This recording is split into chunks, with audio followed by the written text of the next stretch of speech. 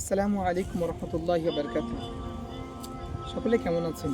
আমি আলমগীর লাইফস্টাইল চ্যানেলের পক্ষ থেকে আবারও আজকে তৃতীয় দিনের মতো চলে আসলাম।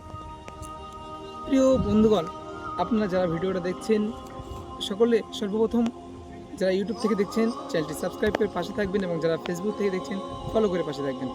একটি কথা, আজকে খোলামেলা এক পরিবেশে বিকালে দিকে আমরা একটু বাইরের দিকে ঘুরতে এসেছি। এসে একটা অন্যরকম দৃশ্য, সত্যি বলতে যেন মনটা আবেগে ভরে উঠছে।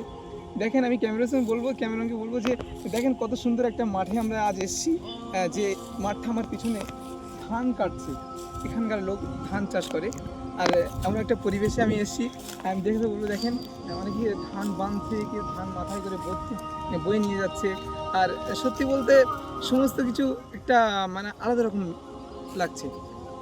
ভালো জিনিস, সত্যি বলতে এমন ঘোরাফেরা বা এত সুন্দর পরিবেশ, এই পরিবেশের মাঝে আমরা আছি প্রত্যেক দিন প্রতিনিয়ত একটা নতুন নতুন জিনিস দেখছি, মনে যেন অন্য একটা ফিল কাজ করছে। একটা জিনিস যে আমরা আজ মাদ্রাসায় পড়ছি, আমরা যেহেতু এই ঘোরার সুযোগটা পাচ্ছি, জানি না মাদ্রাসা ফারেক হওয়ার পরে কি হবে।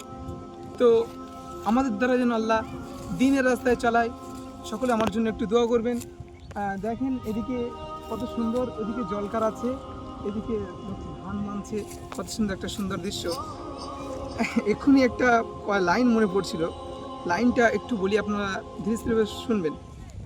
নামাজ আছে জীবনের আলো, নামাজে আছে জীবনের আলো, সেজদায় মেলে মনের ভালো। নামাজে আছে জীবনের আলো, সেজদায় মেলে মনের ভালো।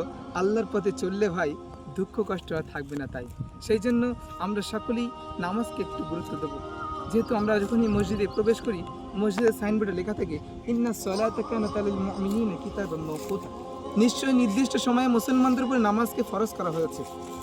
সেই জন্য আমার ফ্যান ফলোয়ার যারা এই ভিডিওটা দেখছেন, আমি সকলকে আমার ব্যক্তিগত মধ্যে আমি সকলকে রিকোয়েস্ট করব, সকলে একটু নামাজের জন্য মসজিদের দিকে আসবেন, আমার সাথে দেখবেন, ভিডিওটা বেশি বেশি সাপোর্ট করবেন, অন্য ভাইকে পাঠাবেন, শেয়ার করবেন যেন সে নামাজি হয়ে যায়। আমি দোয়া করি, আর আপনারা আমার জন্য দোয়া করেন যেন প্রতিনিয়ত এমন ভিডিও আনতে পারি। আসসালামু আলাইকুম।